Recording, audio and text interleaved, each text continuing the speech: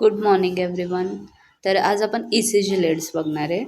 आता ह्याच्यामध्ये E C जी लेड्समध्ये काय सांगितलं आहे की ते 6 लेड्स असतात. तर त्यातले 6 लेड्स आहेत ते लिम लेड्स आहेत आणि त्याच्यानंतर ना 6 लेड्स आहेत तर चेस्ट लेड्स आहेत. आता 6 लिम लेड्स कोणते आहेत? 1, 2, 3 आणि A V R, A V L आणि ए व्ही एफ. आणि चेस्ट लेड्स कोणत्या आहेत? V1, V2, V3, V6 पर्यंत. ओके, मग त्याच्यामध्ये काय आहे तर लिम लीड्स आहेत त्यांचं परत 2 डिव्हिजन आहे. एक स्टँडर्ड बायपोलर लीड्स आणि अगुमेंटेड लीड्स. ओके, मग स्टँडर्ड बायपोलरमध्ये कोणते आहेत? फर्स्ट, सेकंड आणि थर्ड.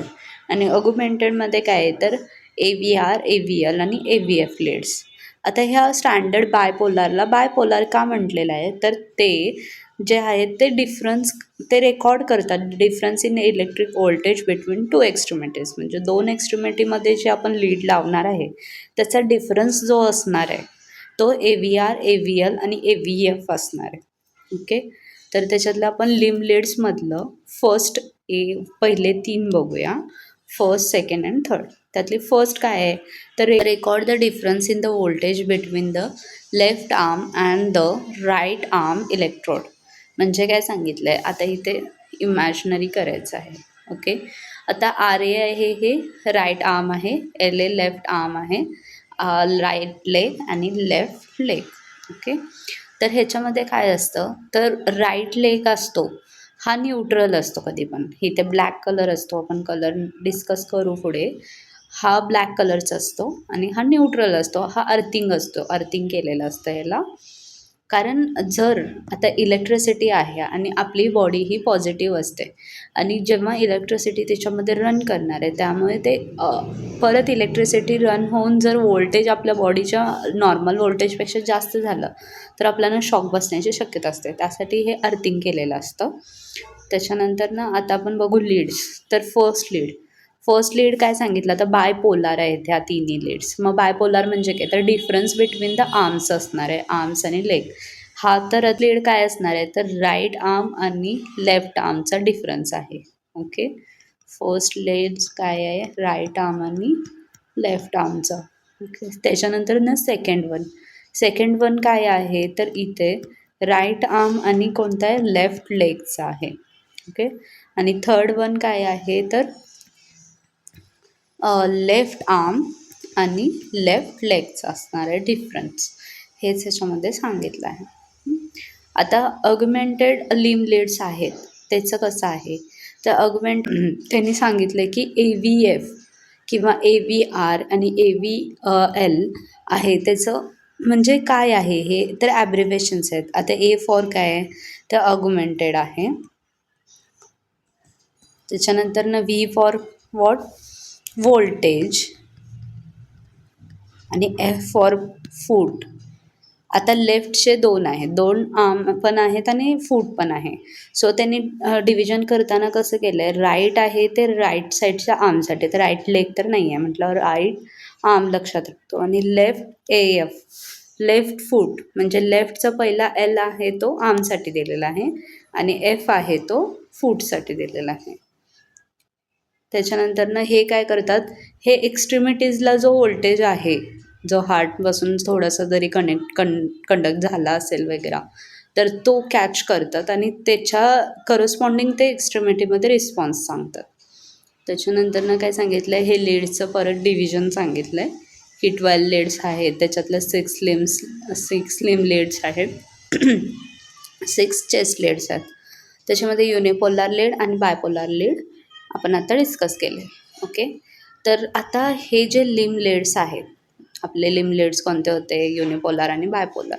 हे लिम लीड्समध्ये आता हे हार्टचं कसं कनेक्शन करतात ते सांगितलं आहे. म्हणजे limb leads are placed in a such a way that they can bisect the heart at the centre in the coronary plain.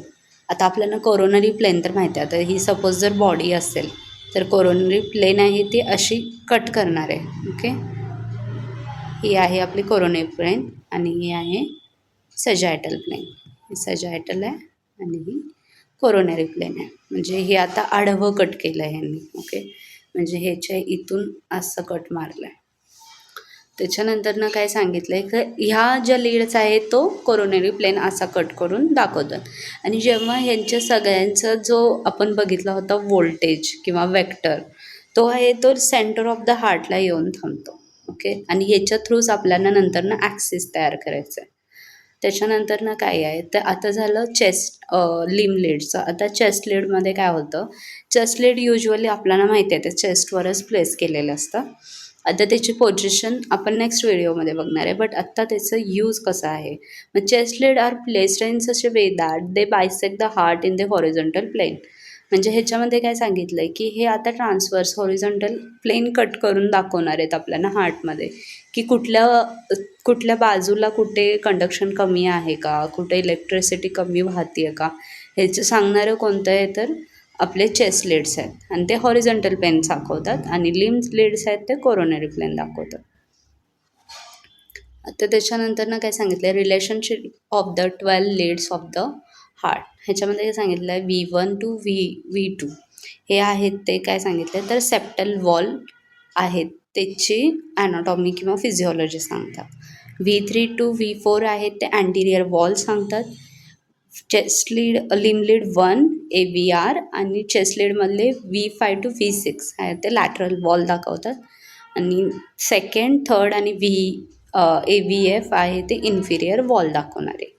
Okay, हे इझी आहे. आपण खाली डायग्राममध्ये बघूया.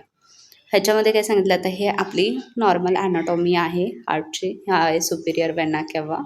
त्याच्यानंतर ना हा आहे असेंडिंग एरोटा. पल्मोनरी ट्रंक आहे. त्याच्यानंतर लेफ्ट ॲट्रियम आहे. मागच्या साईडला राईट ॲट्रियम असतो आणि राईट वेंट्रिकल आहे आणि लेफ्ट वेंट्रिकल आहे. ओके, आणि हे आपल्याला माहिती आहे इन्फिरियर वेना कॅवा आहे. हेच अरोटा खालून आला आहे, डिसेंडिंग अरोटा आहे. ओके, त्याच्यानंतर ना आता इथे सांगितले relation of the 12 leads to the heart. आता ह्याच्यामध्ये कसं आहे तर आता हे काय बघितलं होतं आपण, राईट ॲट्रियम. राईट ॲट्रियम बघितली होती. तर राईट ॲट्रियमला युज्युअली डिनोट करणारं कोण आहे तर पोस्टिरियर साईड आहे, कारण तो बेसला असतो युज्युअली. तर ते कोण सांगणार आहे, AVR.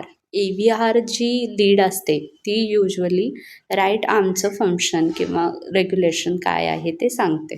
ओके, जर डिफॉल्ट AVR लीडमध्ये आला तर युज्युअली आपण डिसाईड करतो की राईट ॲट्रियममध्ये काहीतरी फॉल्ट आहे. ओके, त्याच्यानंतरनं इन्फिरियर साईडला इन्फिरियर वेना केव्हा डिसेंडिंग ओरोटामध्ये कोण दाखवतं, सेकंड आणि थर्ड लीड रिलेशन आणि AVF पण दाखवतो. त्याच्यानंतरनं ही कोणती साईड आहे, हा अपेक्स आहे. मग अपेक्समध्ये पण त्यांनी सेप्टल म्हणजे काय, इथं डिव्हिजन असणार आहे, इथं राईट वेंट्रिकल असणार आहे, इथं लेफ्ट वेंट्रिकल असणार आहे आणि इथल्या साईडला हा आहे तो लेफ्ट ॲट्रियम आहे. ओके, सो आता हे जे सेप्टम आहे, हे जे डिव्हिजन आहे, तिथेच आपले कोणते होते, बंडल ऑफ ब्रांचेस होते आणि बंडल ऑफ हीज वगैरे होतं. तर ह्याचं काय होणार आहे तर तिथे जर डिफेक्ट असेल तर V1 आणि V2मध्ये युज्युअली आपल्याला दिसणार आहे. ओके, मग त्याच्यानंतर ना अपेक्समध्ये जर अँटिरियर साईड आपली जी बघणार आहे ती त्याचा डिफेक्ट बघायचा असेल तर V4 आणि V3मध्ये आपण तो डिफेक्ट बघणार आहे. त्याच्यानंतर लॅटरल साईड म्हणजे लॅटरल साईड ही युज्युअली लेफ्ट लॅटरलच बघतो आपण, कारण राईट साईडची लॅटरल साईड ही बेस आणि अपेक्सच कवर करतं. ओके, मग लेफ्ट लॅटरल आहे ती अँटिरियर साईडलाच येऊ शकते. त्याच्यामध्ये काय येतं, V6 आणि V5मध्ये काहीतरी डिफॉर्मिटीज असतील तर ते आपण लॅटरल साईडचे काहीतरी पॅथॉलॉजी आहे असं डिसाईड करतो. त्याच्यानंतर ना हाय लॅटरल म्हणजे एकदम वरून जे आपण बघणार आहे, इथं मिड्रल वॉल असते युज्युअली. त्याच्यानंतर इथं पल्मोनरी फंक्शन्स असतात, ते कोण आपण बघणार आहे, AVL आणि फर्स्ट लीड थ्रू आपण त्याचे फंक्शन्स आणि रेग्युलेशन बघणार आहे. So thank you for today's lecture.